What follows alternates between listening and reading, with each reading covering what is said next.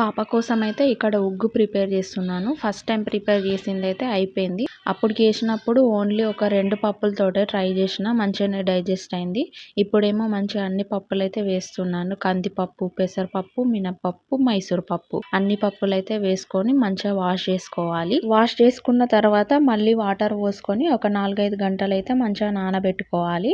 చూడండి, ఇలా చూపిస్తున్న విధంగా నానితే సరిపోతాయి. ఇవి నానిన తర్వాత ఒక క్లాత్ లో వేసి మంచిగా ఆరబెట్టుకోవాలి. ఫ్యాన్ కింద అయినా పర్వాలేదు, ఎండలో ఆరబెట్టినా ఏం కాదు. నేనైతే హోల్ నైట్ అయితే ఆరబెట్టాను ఫ్యాన్ కింద. సో మార్నింగ్ లేచేసరికి ఇలా అయితే మంచిగా ఆరినాయి. ఇలా ఆరిన వాటిని ఒక ప్యాన్ లో వేసుకొని స్టవ్ పైన మంచిగా వేయించుకోవాలి, మంచి అరోమా వచ్చేంత వరకు. వాము జీలకర్ర కూడా వేస్తున్నాను, ఎందుకంటే మంచిగా డైజెషన్ అవుతుంది కాబట్టి. ఆ తర్వాత కొన్ని జీడిపప్పు, బాదం కూడా వేసాను. వేసిన తర్వాత మళ్ళీ ఒకసారి వేయించుకొని చల్లారిన తర్వాత ఇక మిక్సీలో ఇలా పౌడర్ లాగా పట్టుకోవడమే.